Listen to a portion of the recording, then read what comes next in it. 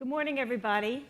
I wish I could see a bigger crowd here to discuss bilingual education. We're not giving out any swag, no free coffee, no ed tech devices for your district, but I can promise a robust discussion on a fascinating topic in our country, and one I think that's even more important now than ever due to various debates about immigration and language and culture and the best way to teach students whose native language may not be English. And to help us accomplish this and start this debate, we have three great superintendents from really interesting and different urban areas in the country. I would also like to remind you that we will take questions from slido.com. I assume most of you are familiar with that at the end, so we very much look forward to hearing your questions after our discussion. And we talked a little among ourselves about the best way to introduce you to this topic if it's something that's not being debated in your district or in your area, or if you're not familiar with it. So we're going to let Dr. Cruz here give us the he's going to give us the wrap up from Austin. Dr. Barbara Jenkins will be talking a little bit about Orange County, Florida, not California. A lot of people get that wrong. And the idea for the panel came to us from El Paso, Texas. El Paso, Texas. Yes. Where, as you can imagine, this has been a burning issue. So we are going to hear from all three of these superintendents. Juan Cabrera is going to give us a start, a little bit of an overview of why there's an urgency around discussing bilingual education, not only in your district, but in this country right now, because the debate seems to be shifting. Well, so this is something I'm very passionate about. I'm an English language learner myself, so it's something that's had a direct impact on my life. But I think, though, for me, we'd had success in our school district with a single feeder pattern in a dual language program. What do you mean by a single feeder problem? So elementary, middle, and high school. Mm-hmm. We have 10 high school feeders in our school district, and one of them had focused on taking kids K-12 and graduating with a dual language certificate, and it was a two-way dual language. So we have our monolingual, speakers that speak a language other than English, and then also kids that speak English at home. So we built a two-way model that's been in place for 20 years, and we've been very successful with that. So much so that those kids, they might struggle early in third or fourth grade when we start taking state accountability, but by middle school, they're exceeding their peers and everyone else across the district, these kids in this two-way dual language program. And the rest of our bilingual program across the district for years, just like many large urbans, has been a traditional, we call it exit program, where we give them some of their home language and their home language instruction for a few years, and then transition them out to only English. And for me, a dual language kid, I've always thought, and the research shows, we'll talk about that, it's tremendous. I mean, across the country, it's not just something in El Paso. These dual language programs really work. And at the same time, I'm an old bilingual teacher from the 80s, so I have a bilingual certificate and taught in the 80s, and we did the early exit program. And if you go back and look over the last 30, 40 years, we haven't been successful. Our English language learners across the country disproportionately make up too large percentages of dropouts and kids that aren't doing well on state accountabilities. Yeah, that's right. And I neglected to introduce myself, but my name is Liz Willen. I'm the editor-in-chief of the Hechinger Report, and we write about these issues all over the country. And that is correct. We have found, particularly we were in Boston recently, and found that students who were studying both languages, in fact, did better in graduation rates. And that's something that comes as a surprise to many people, and also goes contrary to some of the original thinking about bilingual education. I'd love to hear it. You did tell me you were an English language learner yourself. Things were different when you first came to this country, correct? Well, no. Well, I was English, and I was kind of the old school way. My grandparents didn't speak English, so they took care of me. My mom and dad were teachers. I got to speak English all day until I was Spanish all day until I was 5 or 6 years old, and didn't start speaking English till I went to school. So I didn't have a two-way dual language program. It must have been a struggle. It was a struggle, yeah. They put me in special ed that first year because we didn't have the bilingual programs we have now, and they just thought that I couldn't function in English, but I caught up pretty quick. So what has been effective now, do you think, about in your district? What is working, and what are some of the tensions around how it should be done and how difficult it is to do it properly? So for us, we had a waiting list of 1,000 kids trying to get into this program, and so we knew that there was an interest in our city, and so what we've done now is done dual language across the entire district, so every child in every part of the city has an opportunity to participate.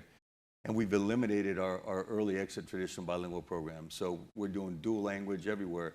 And what's been wonderful about this, in only our third year, so 30% of our kids were English language learners, 70% obviously weren't.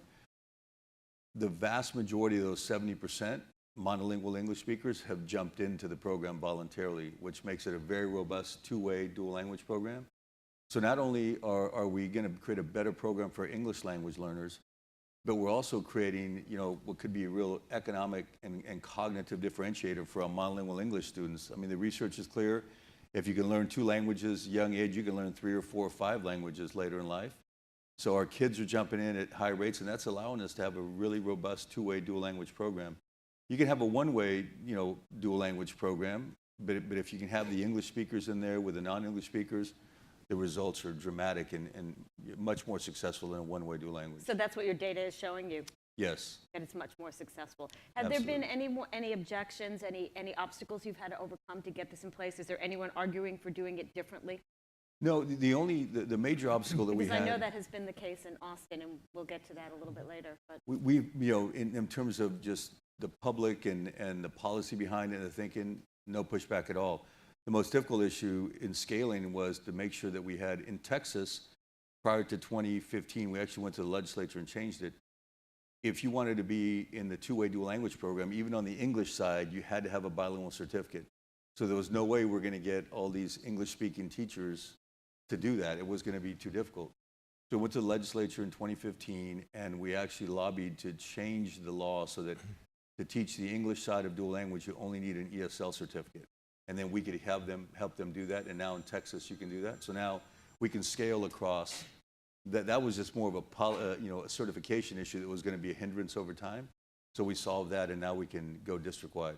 is there a struggle getting enough well-trained teachers who can speak both languages fluently and are able to teach in both of them? And have a desire to do it, yes. So we struggle a bit with that, but we are working, we've actually hired a software company and some PD folks that are helping us create dual language competencies. So rather than just say, hey, you're a bilingual teacher, we'll put you in this two-way program, we want to put it, create a roadmap to be a successful dual language program, dual language teacher. And because we've had success in 20 years of work in one feeder pattern, we're building our competencies and our success map from the work that we've done in this one feeder pattern. And what do you think the biggest lesson anyone who's interested in this issue can learn from what's happened in your district? Where are the demographics? Can you remind us quickly about El Paso? So about 85% of our kids are Latinos, and 10% Anglo, and about 5% African American. And so the lessons are that academically, tremendous opportunity for our kids, and we're hoping to really have a positive impact again in a struggling population historically, here in El Paso and everywhere else across the country. And then just very surprised, happily surprised about the amount of, the vast number of monolingual English speakers that want to get into the program. So that's really exciting for us. It makes it more popular. Dr. Jenkins, in your corner of Florida, not actually your corner, in the Orlando Right in the area center. of Florida, where you are, your demographics are a little bit more, are even more diverse. We are, and probably I'm the outlier between my two dear friends here, fellow superintendents, but I think the story is one that can be shared and can help other urban districts as well. So Central Florida, Orange County Public Schools, includes Orlando and several surrounding cities. We serve about 208,000 students. 40% of them are Hispanic, about 27% Black, and then the other remaining percentage white. That Hispanic population has grown over the last few years exponentially.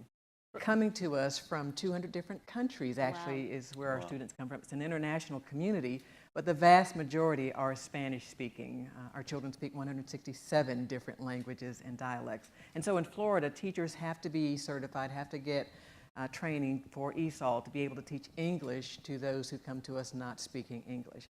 In Orange County, 14% is the number of students that come to us speaking another language and not proficient in English. But of that 14%, as you can well imagine, 68% or so are actually Spanish speaking. And so that's a vast pool for us to draw from for dual language. Then I think you have to also understand, among my Hispanic population sometimes, Liz, it was a bit of a sell because they really treasured a bilingual sheltered program. They thought it was best for children speaking Spanish that they be sheltered, that they not be held back, that they continue to learn in Spanish-only classes, and that was a sell. The data is clear. Bilingual, pure sheltered programs may help children in the early years, but it will flatten and then start to trend downward in the later years. It hurts them later on. And have lower graduation rates as a result, correct? Correct. So you have to make a case with my Spanish-speaking community, the old guard, if you will, very well-meaning. They thought those children should just remain in sheltered programs. The research does not support that. Did you have to go and make that case? We did. We had meetings actually at my central office. A couple of folks who are in our Parent Leadership Council were from my Hispanic community, and one real determined one who thought we were just headed in the wrong direction. You have to make the case and show what the data tells us, and it's data from as far back as 2012 and beyond that says this is really what's best for children. And so in Orange County, not only does national data show that it is good for children, in Orange County we can make that case as well. We have about 11 schools that are using the dual language program, meaning 50% English speaking and 50% Spanish-speaking children, and then that instructional time is about split evenly between the two languages as well. And in Orange County, let me tell you just a couple of numbers. For ELA, those students are 7.3 percentage points higher in the dual language schools in English language arts, and the gaps for those children have narrowed by 4.7 percentage points compared to non-dual language schools. In math, the gains are 11.7 percentage points higher in our dual language schools, and we're very pleased about that. In the math area, we don't see the same narrowing, we just see consistency in the gaps. Graduation, you mentioned, I am very proud of this.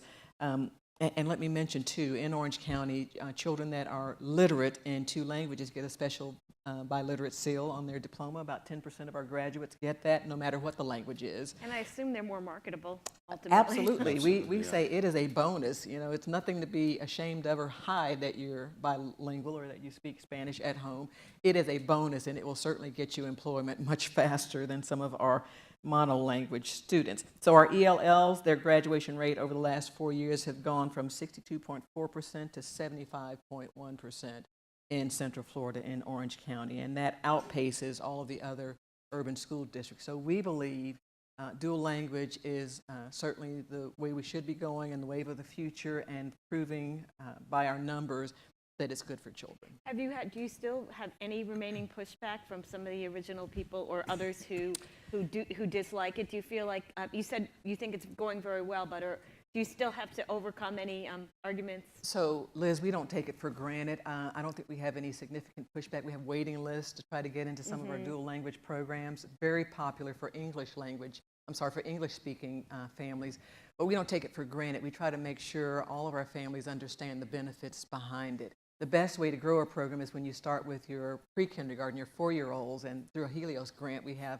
9 different preschool programs that are going in our district, and if you grow it from there, you don't have a fight, you don't have a struggle with parents. I think our old guard, well-meaning, my Latino population understand now. They do not give us any pushback around dual language, and my English-speaking parents are struggling, fighting to get into those programs because the numbers really do support it.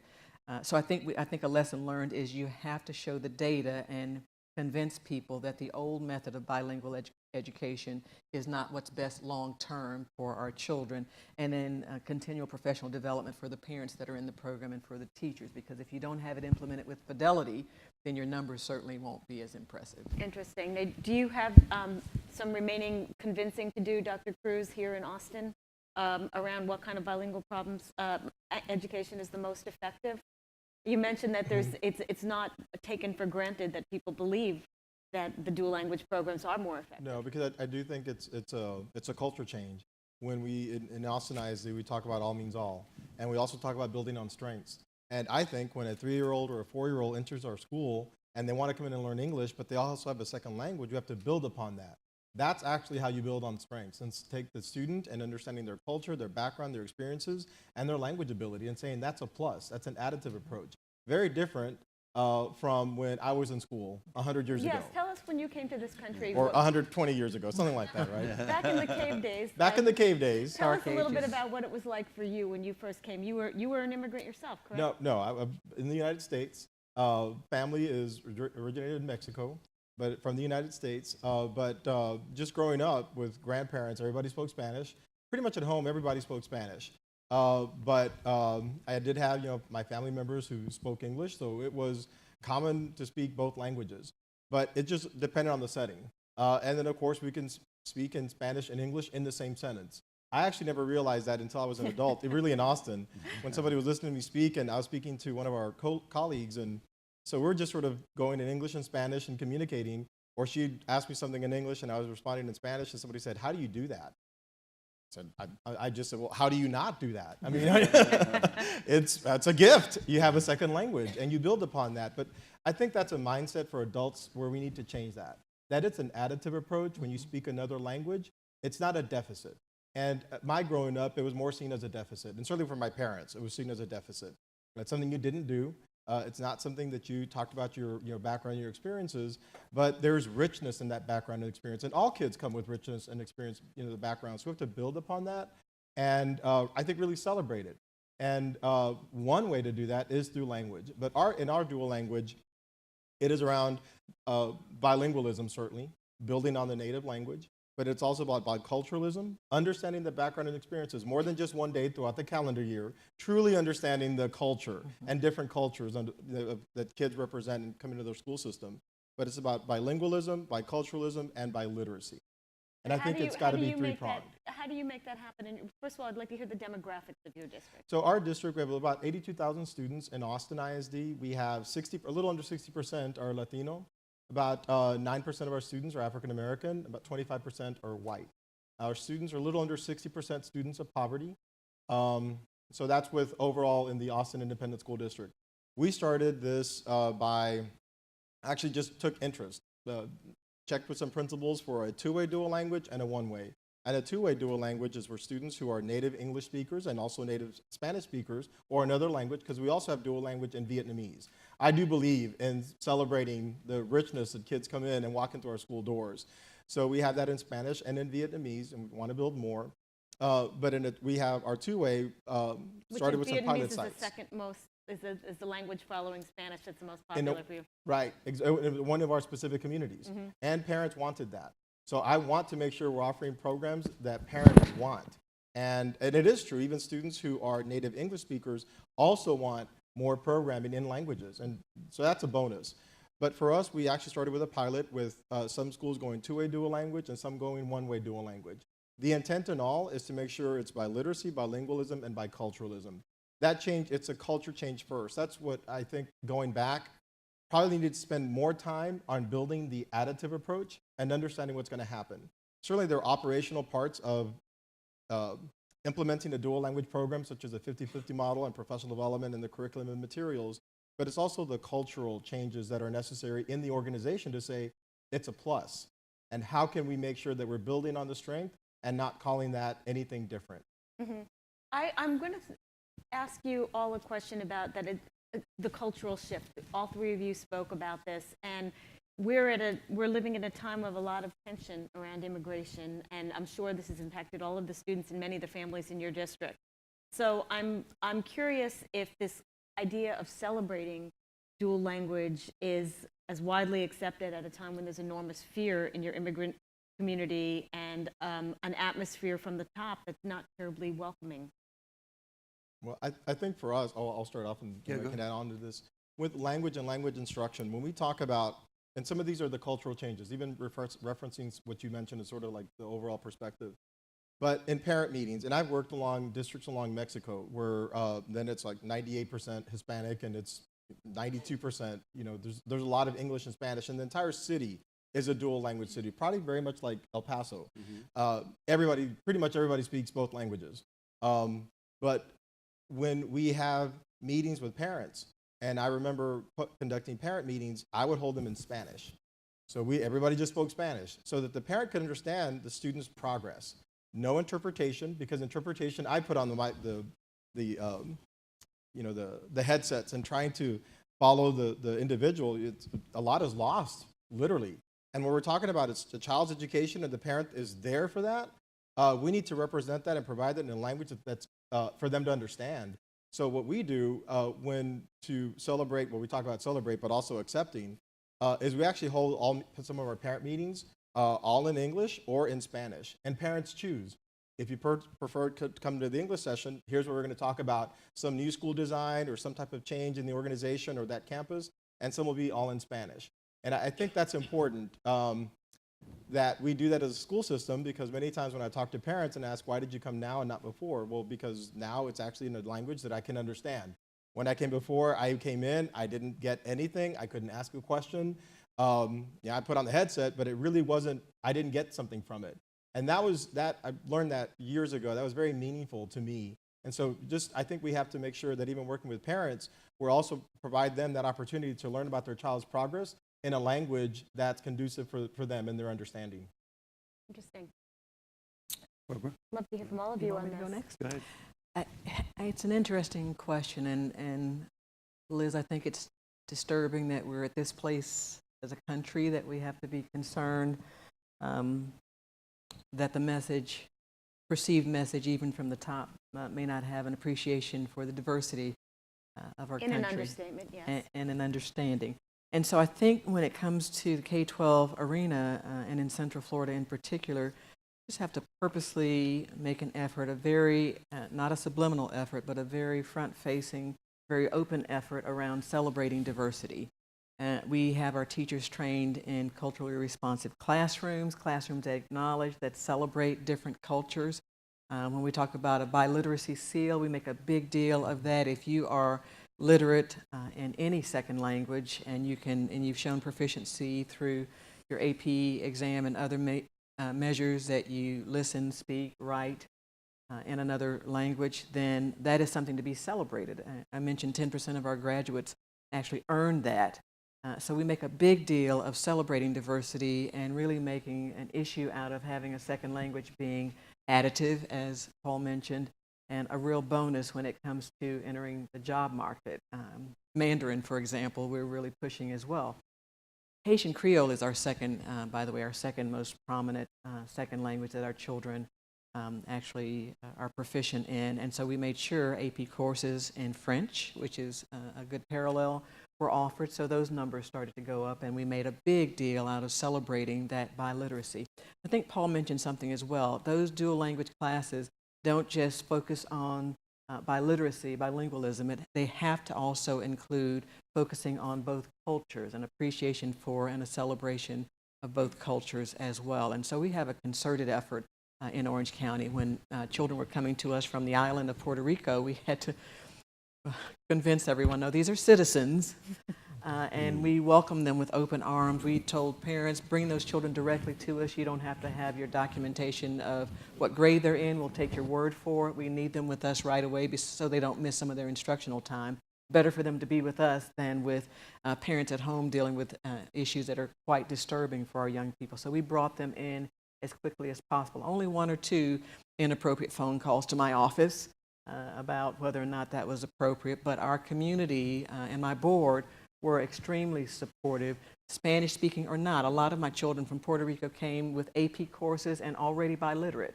And so we helped them get scholarships they had been promised there in Central Florida as well. But I think an open attitude of promoting diversity and of acceptance is critical, at least in Orange County. Yeah, so I think for me, one of the reasons I'm very glad that we're doing this panel, I want to push this nationwide. I think all school districts need to seriously consider this as an option, especially as we said earlier that our traditional bilingual programs have not been successful. I mean, the data is clear on that. For me, what we talk about a lot, and I think it helps me with this, because I want to make this a bipartisan issue. I think bilingualism and investing in these programs for a lot of folks on the immigrant debate, it becomes sort of a Democrat issue. That they're supporting it. And I want to talk about the economic incentive for all American children to learn more than one language and to be multilingual. And if we focus on language acquisition, so for me, I want to solve the English language learner problem, but I'd like to approach it from the cognitive differentiators are in learning more than one language and the economic benefit to all American children, irrespective of their race, color, creed, where they come from. And we talk about that a lot, and I write about that a lot, because I think that's the path to make this scale across the country. When people think about that as a differentiator for American kids in American public schools, then we can collaboratively solve the English language learner problem, irrespective of the home language, and scale this program, because then folks that are writing the checks, so we spend $300 billion on public ed in the 16,000 school districts across the country. And making this an issue around the cognitive differentiators for multilingual acquisition and making our kids better prepared to work in and around the world, that's the argument that I push. And it seems then the immigrant debate sort of goes away, and the fact that we're doing two languages, and especially when you have so many monolingual English speakers that are trying to get into the program now. They see that. It sounds logical, but you get pushback even in Austin. You've had some examples of people who are not always as welcoming of these programs, and we're going to take some questions soon. Okay. Wow. Okay. That was subtle. All right. We didn't mean to call you out, right? So the pushback piece, yes, because I do think it's history. I mean, these are things that I experienced in school. So it's still fresh, and there are still parents who think that this is the way it has to be, and that native language isn't important. And those are messages that were clear and straight up, and we're just trying to change that. Change the narrative. Mm-hmm. Say that it's a positive. It is an additive. I may not understand that second language, but you have that, so let me see how I can build on that. I think that's important, where that pushback comes in, and it's really educating, it's understanding. I mean, in all our schools, we have students who come in as 4 years old who could probably do things and speak a language that maybe people in this room can't. But the cognitive ability for that student is there. So if I started, si ahorita hablo puro español, unas personas aquí me van a entender, unas no, ¿verdad? Pero sí pueden aprender. All I said was, when I speak another language, you may not understand my language, but your cognitive ability, your understanding, your proficiency is still there, because you can still learn. You can still algebra and calculus, whatever that is, because the learning ability is still there. It's just in a different language. And I just think that's some of the things that we have to make sure to explain to folks. Why that's different, why we have to change the narrative, and how it truly is an additive approach when a student has one, two or three multiple languages. And Liz, I think one more important point, Juan alluded to it. I think economically it's a sound, well, there are a couple of things. One, we know the research says this is the best model, the dual language model is the best model for prolonged proficiency for our children. Secondly, we know research has told us for years that younger ages are when you should be learning that second language. I took Spanish in junior high school, and I'm telling you, it doesn't stick as easily. No question. Too late, And if you wait until you're an adult, you can try Stone, what is it? Rosetta Stone. Rosetta Stone. I've done the headphones and everything. It just doesn't work as easy. Harder. That young brain, and we know the adolescent mind even has so much flexibility and ability to learn at rapid levels. That's a second lesson learned. But economically, the dual language doesn't cost you extra. The reason we don't do it in elementary schools, and by the way, other countries learn English at very early ages, we don't do it in elementary school because it costs money if you want to get a Spanish teacher, a foreign language teacher in elementary school. Dual language does not cost the extra teachers because you're doing it with your existing number of teachers. It's a very economical way to get our students to be bilingual. Yeah, I think, the beauty of it, if you focus on the language development, and again, you're solving the problem underneath. We've added Mandarin at the one feeder pattern, so now we're doing 3 languages there, and that's been very successful. So now we're trying to scale that and find more Mandarin teachers, because the difference between Austin and obviously in Orlando, where you have so many different languages, and I have primarily, my immigrants are from Mexico, and you'd have a lot of folks from all over Latin America, so different dialects. And it doesn't matter. The beauty of this is it doesn't matter what the other language is, right? You can make it work in a 2-way dual language program. And so for us, it's about acquiring more languages and really focusing on that. And it's making, certainly it's a great approach. And I think it'll, over time, we hope that this is something that catches fire so that other districts will approach it from that way. The English language problem, English language learner problem is not going away. They're not successful under the current systems. So we've got to try this, and if we can get, I mean, here's another aspect for me that's really important. You mentioned the traditional sheltered classrooms that we've had. There's a lot of stigma around those classrooms, and they're just there with all these other kids that can't speak English. We believe in collaborative learning in my district. We want to move from a lecture format to a collaborative, facilitative learning, student-empowered, directed learning. And two-way dual language is collaborative learning. Perfect. It's the definition of it, right? So you teach me your language, I teach you my language, let's work together. All of a sudden, you get a young kid that doesn't speak English, proud to share with their English-speaking classmate their language. And they teach each other's language, and they can learn much, much quicker. You see some of the kids in traditional programs, 5th, 6th grade still struggling with English.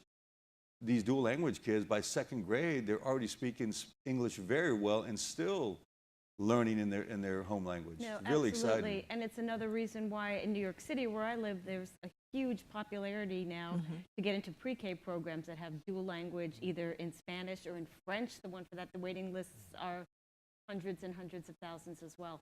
Which brings to some really excellent questions, though, about bilingual education here that I'd really like to bring in some from the audience now, because this one, they're very, very interesting question and important to all of these districts and to yours as well.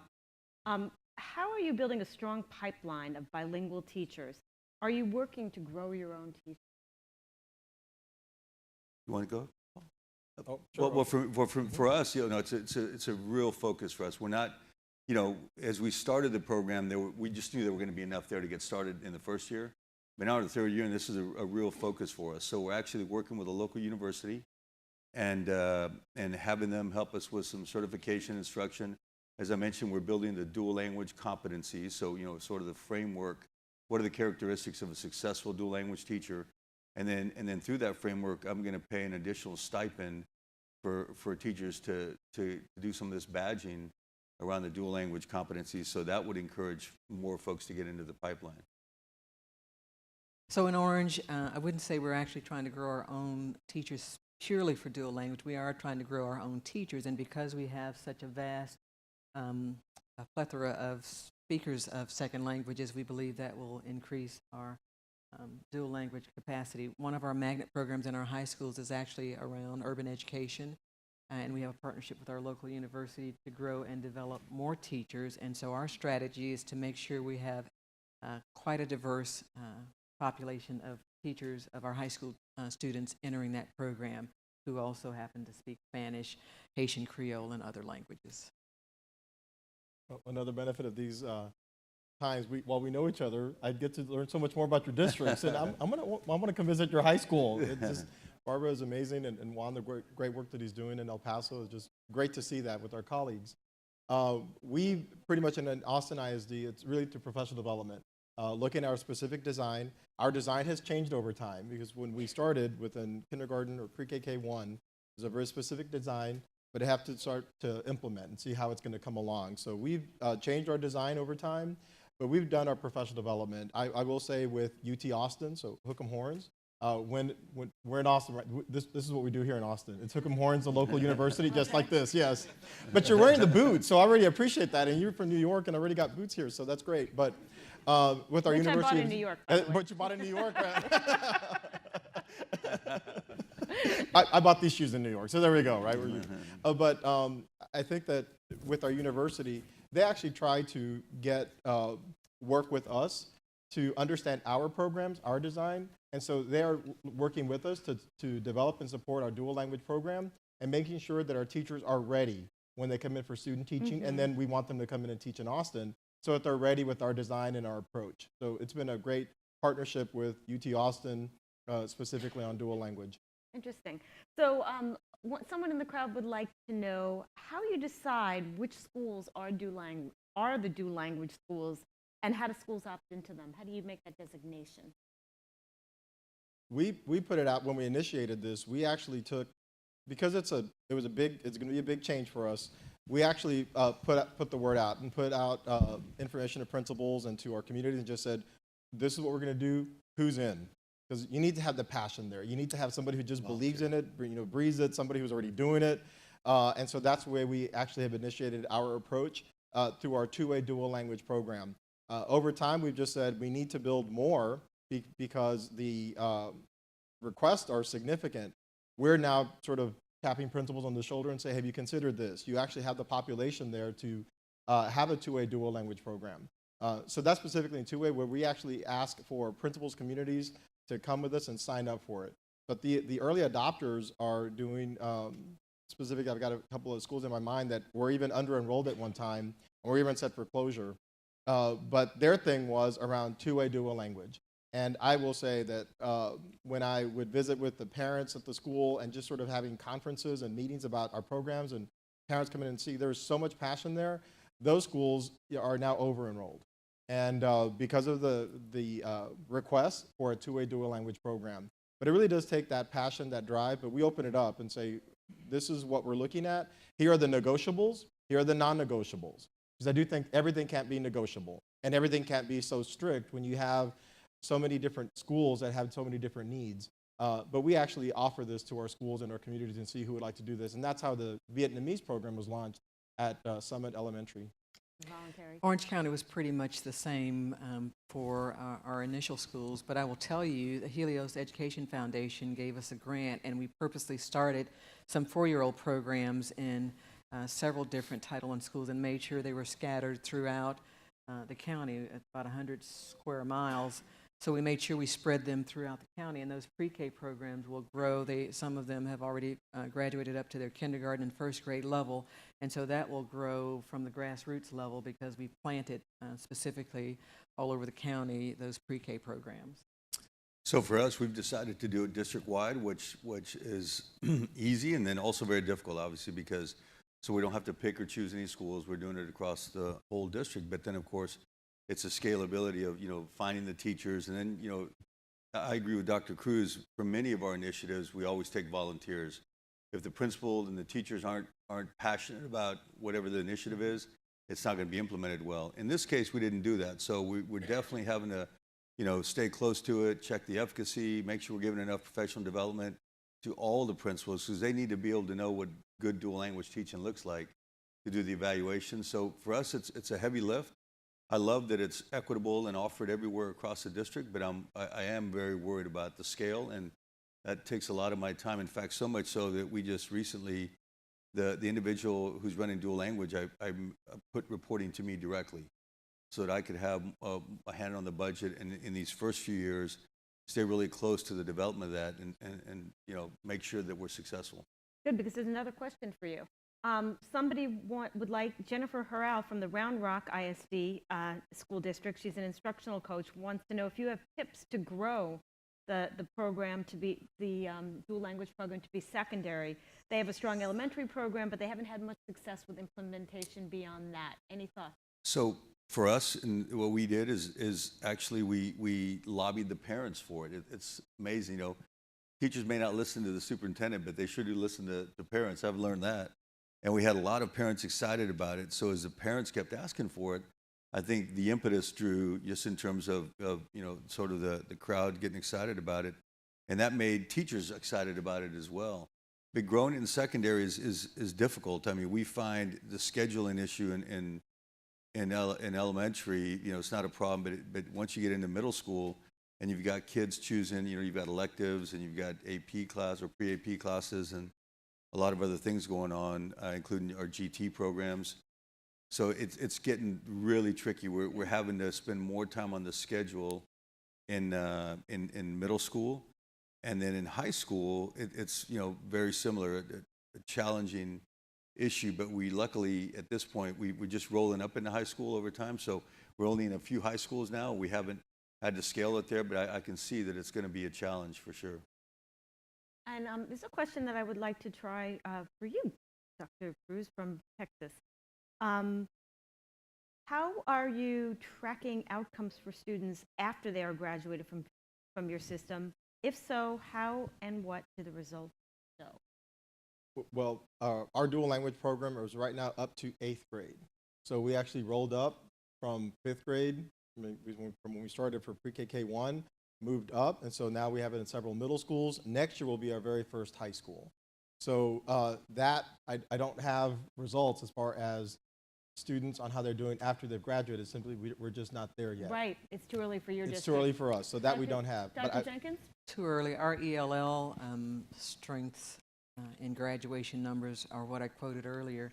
I think as you roll up, the easiest sell for expanding to the secondary language, to the secondary schools for dual language is parental demand, and so we move in those feeder patterns as well. Tracking for after graduation, I think, remains to be seen. We don't have that point. I think it's very telling, though, that the graduation rates are going in an upward trajectory. We have not, we're just beginning to do that. We have the one feeder pattern that's been in place for 20 years. So we're going back and trying to capture some of that data so that we can show, but it's also something we hadn't done in the past.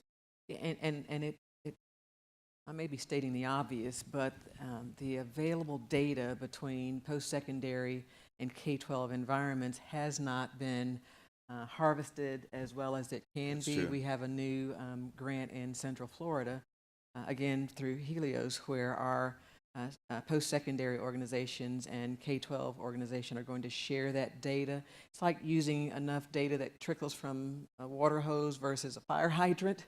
So the vast amount of data that is available to us, we have to do better at making use of, and that's where we're headed in Central Florida, at least. Interesting. It's going to be a while before, so back to the data question, it's going to be really fascinating to follow all of your districts in a few years from now and see what we show, by the way. Absolutely. I'm really going to be interested in hearing what happens with that. Another question is how your dual language programs support and empower students who are not native speakers of either of the languages provided in those programs. Interesting. That's an interesting question. So if they're not proficient in either language, in my district at least, they wouldn't be in the dual language program because we do 50-50, 50% English, 50% Spanish, or Haitian Creole is the upcoming one. So in my particular instance, those programs wouldn't have a child who's not proficient in either language. They wouldn't be in the programs. Yeah, this is the same because you're either proficient in native English and then either Spanish or Vietnamese. Got it. There's a question for you in Austin. What options are available for those now in 8th grade dual language programs? What can they do in high school? Can they continue in their language or can they take another language? So yes, they can. And next year will be our very first year that we enter as our freshman class from high school. And our students here can also graduate with a biliteracy seal as they can in Florida. This was new, actually, I guess a few years ago. So next year we'll begin with implementation. We're looking at one, potentially 2 high schools to offer them. The way we do this is we offer of a selection of 3 courses. A student can take Algebra 1 in Spanish, and maybe physical education or some other type of elective. So we actually do give that school, we empower them to determine which classes they're gonna have in English or in Spanish based on also the teachers. So teaching content in Spanish of Algebra 1 or science, it's gonna take a different level of proficiency in that language. So but we open it up, but next year it will be our very first high school group of kids.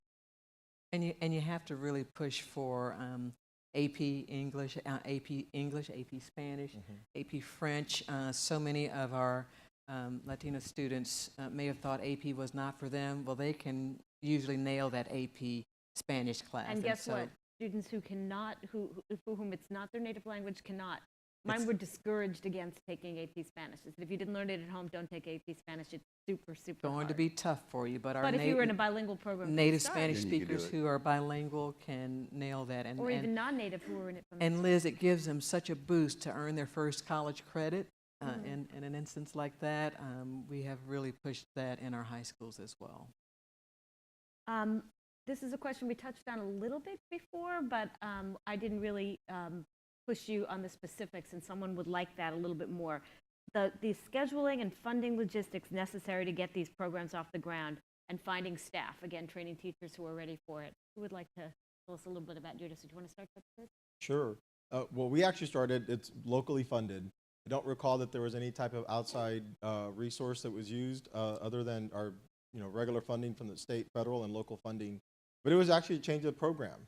So it was a change of the design. Now we do have some schools that offer, with the number of English language learners, may still offer ESL or sheltered English. But with one-way or two-way dual language, that was our model. So we said, this is the way we're going to teach students who are English language learners, so make sure that they keep their native language and English. So it really was changing the way we use our resources and just then investing in a specific model and then doing some analysis on it. Having And you our do research need the and teachers too. Oh, As absolutely. we mentioned, there's a huge turnover, Right. always. But, even when I taught, there were, in some of our schools, out of maybe 6 or 7 kindergarten or pre-K classes, 6 of them may be all Spanish. So there was still, it's like the teachers are there, but how do we then actually teach the model? What about our curriculum resources? We found out that when we had at that time, what we call curriculum roadmaps, they were pretty much all for just the regular 2nd grade, regular 3rd grade. So we had to go back and change that and say, well, but in a dual language program, we have to then implement our model in the actual school district design, curriculum, professional development. So that was a learning for us, that when we're saying stay true to the model, all of our documents and everything we had didn't really reflect the model. Yet for some of our schools, 70% of the students were English language learners. But all that to say is just taking the resources that are used now on the previous model, now they're going to be used in a very different way. But certainly you have to have teachers who understand the different languages, but also understand language acquisition on top of literacy. Those two aren't the same thing. So it's language acquisition and literacy, balanced literacy. I mean, that's what's going to be done in a language arts classroom.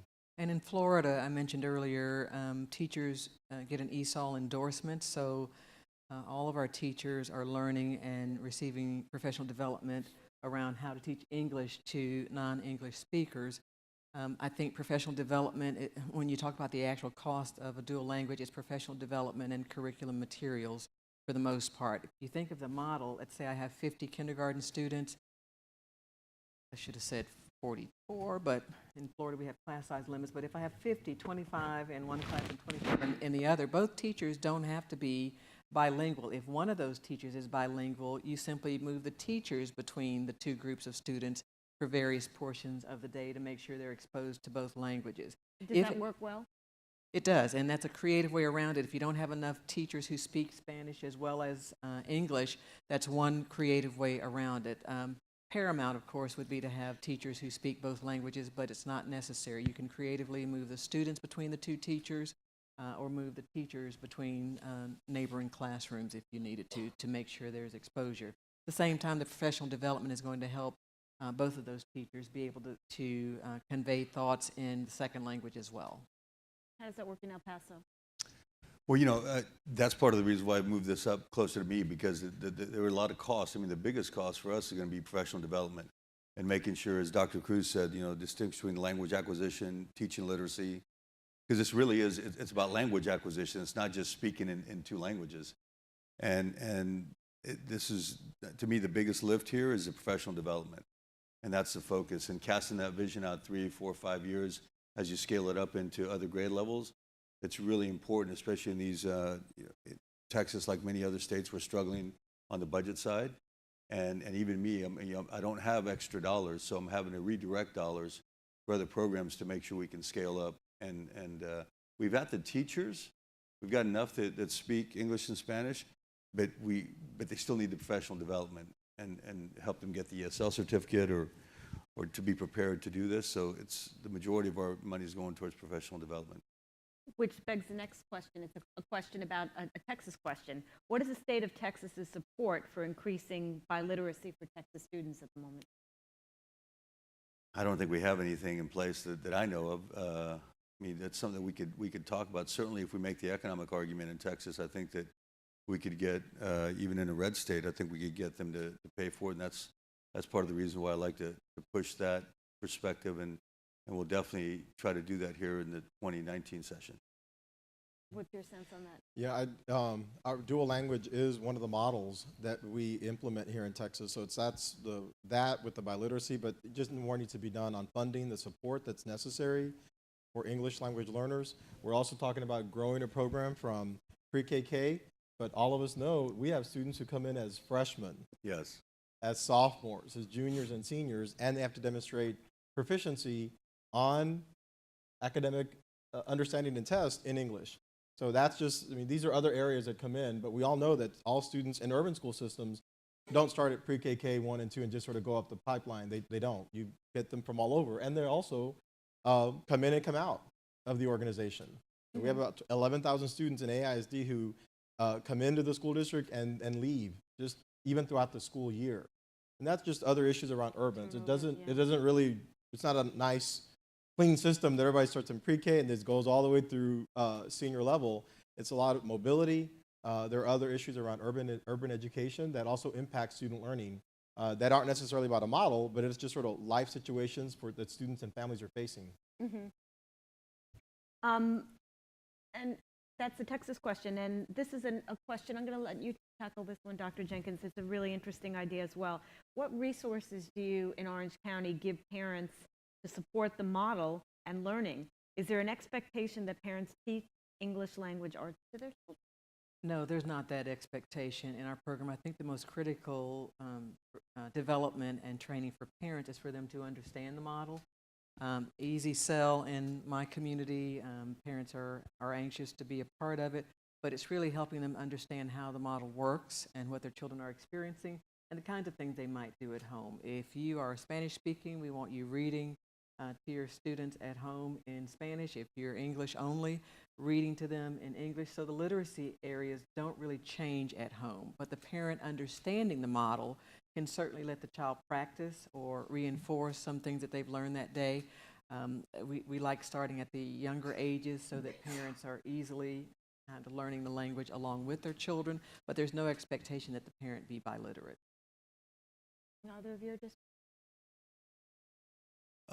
So we've got, and a lot of this has been teacher created, so we're just modeling what's been successful at the schools, but we've got a lot of teachers that have created materials to support the parents and the resources, and the ones that we've gotten the best feedback on, we're now beginning to send out. We're also looking at some software that can help parents at home with that, that we recently, at Standards Line, that is able to toggle between different languages for work that we're doing in the classroom. So we've started to use that more as well. We do offer the Rosetta Stone if parents are interested. And are they? Okay.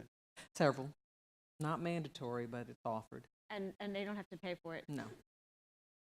So it's sporadic, of sporadic interest, not? It's not mandatory. I don't have numbers for you, but if parents are interested, it's available to them. Do you want to talk about that? For parent resources, parent support, a lot of it's information sharing with parents, actually having sessions where parents can listen to presentations and also talk to other parents. I actually meet with a group that we, parents who really started up and we all sort of grew up together in our dual language program, and I meet with them regularly, and they're strong advocates. And what we do is we have different information sessions throughout the district and our campuses. Parents come in and we actually just sort of socialize information. What did you hear? What did you learn? How do you think it's coming along? Just so that we're monitoring implementation. We're also learning what kids are saying. It also impacts libraries and the literature we provide. We have level readers in schools, but those readers— Both languages? Both languages, exactly. And also to represent the biculturalism as well. So that it's what something is And in represented Vietnamese in every as well. single classroom. In Right. Vietnamese and Exactly. Spanish as well? In sessions, absolutely. It's important. I think I answered that question already. The That's parent it, one, yeah. we're both, yeah. Question about resources. Do your districts have resources to support teachers in understanding what development should look like when learning two different languages? How do they know that they're on track in helping their students? We have benchmarking assessments both for Spanish speaking and English speaking. They would still use those same resources. We do as well, and we've also created a partnership with a local university, the University of Texas, El Paso, and they have taken a very active approach in helping our teachers in this area of language development, language acquisition. So we're relying heavily on our university partner. benchmarking as well. Same. And also other assessments on language proficiency. There's someone who would like to know, would you try a school within a school if a district was just starting this journey? Oh, boy. So we tried that? No, I wouldn't try that again. Can you tell us a little bit more about what that looks like? So there are how a it couple works? of issues, Liz, that come up. And I will tell you, in this particular instance, we had a world languages, so it had 3 different languages provided, but they were considered, world language was a school within a school. It drives your cost through the roof because you cannot predict nor mandate that the numbers match for the teacher that you have available. It divides your student population as well as your parent population, feeling like they're the haves and the have-nots. It did not, in our instance, work. It drove costs up and it created more division rather than cultural understanding. What I prefer, if you're just starting out, is that you start building a grade level at a time because you have buy-in at each grade level and then you don't have that same struggle for each tier that you move up. That has worked quite well for us. The school within a school, not only in languages, but in other instances as well, tends to be more divisive than you would want, in my opinion. Do either of you have experience with it? Not necessarily a school within a school model. We might have out of 4 sections of first grade, some are dual language, 1-way, 2-way, or just all English, but not necessarily a school in a school model because that has other implications. We have done it with some success, and part of it is just the supply and demand. Initially, as we're scaling this up, we might not have enough kids that want to be in a 2-way, and we're trying to make sure that we support the 2-way program. So it's worked for us, and I think if that's the only, from a financial resource standpoint and from, having the teachers, if that's all you can start with, I certainly would support that to get started. As Dr. Jenkins mentioned, though, it's easier if you're going to do a grade level at a time across the entire school. We have a question about the process for accepting opt-in students. Is it a lottery? Do students that are already bilingual but not English language learners get priority? How do you do that? You set it up.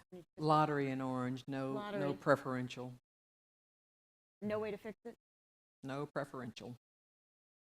So ours is a lottery for the monolingual English side, but obviously this is it's not just a dual language acquisition program, it's also solving our English language learner issue. So our English language learners get in because of the fact they don't speak English, right? So they're in. They're not on the English side, though. We do have a lottery and we have a waiting list.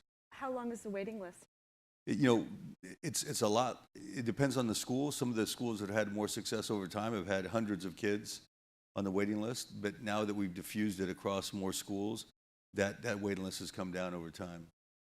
Dr. Jenkins, how about in your school district? Is there a long waiting list? In certain parts of the district, waiting list is more so our English-speaking parents trying to get in. I bet. And And the same in Austin. long Yes, waiting sir. list? It depends on the schools. Mhm. It just really, it's other factors impact that, but it's parent choice. But it's not across the district. Okay. In the remaining time we have left, there's more questions around the assessments. Ooh, are they formative? Summarize both, and have you purchased anything that you could recommend to others, I guess, that would help with the assessment? So I guess we're once again asking about this is about how students are tested. We have, but it's our regular process on formative assessments where teachers create short cycle Can you assessments. explain what a formative assessment is? Okay, so we'll look at certain learning standards for maybe perhaps a 2-week period or 3-week period, and whatever the skills are for that, subject verb agreement, whatever that could be, teachers then may have created a 6-item short cycle assessment for that week, just to test maybe discrete skills. So I think that we have in place. What I think, because we're looking at language and language acquisition, it's not just about reading silently and answering questions. It is actually about dialogue. So it's actually about discussing. And so when I walk into dual language classrooms, I want to see a lot of kids talking. I want to see a lot of teachers talking. And also it's self-directed discussions as well. It's not teacher asking a question, student responds. Teacher asks a question, student responds. Or everybody just reading. That's part of it, the reading, of course. But there has to be the oral language development. That has to be part of it, and that's where I think our formative assessments, we need to build that more into our system so that there's much more just the ease in how one speaks and can actually converse. Our formative assessments are actually computerized, 2 different commercial products that we use that are around literacy, both in Spanish and in English. We've got pretty much the same, except that we've added a K first and second, an oral proficiency exam, so that we can have more interaction there with the students and really work on the language acquisition. Got it. In the very short remaining time we have left, I would love to hear from each of you. You've big lessons from each of your districts. Biggest obstacle we face in this country trying to scale these kinds of dual language programs that all of you are having, at least for the moment, pretty good success with. It's going to come down to money and professional development. That's really going to be the challenge. And so we're trying to create a system that I like to call dual language in a box, and we're working on some protocols, some frameworks, so we can hope the other districts can ramp up easier and learn from our mistakes. I think that the biggest lesson learned is you have to convince a community based on the data that this is what's best for children. And the data tells the story rather than someone's opinion. As I mentioned, those who think the old method of bilingual education is still what should be used, you have to share the data and repeatedly share that data as you have new parents coming into the system. The data tells a story and supports dual language. And I think you also have to reassure folks it doesn't have to be extremely cost prohibitive. I agree with my colleagues. I just say establish the big vision and then stick to it. And then check where you are against that vision on an ongoing basis, but stick to the vision. That's great. Well, we have run out of time, so thank you all very much for listening, and thank this terrific panel of superintendents for sharing their insights and their time with us. Thank you. Thank you. Thank you. Thank you.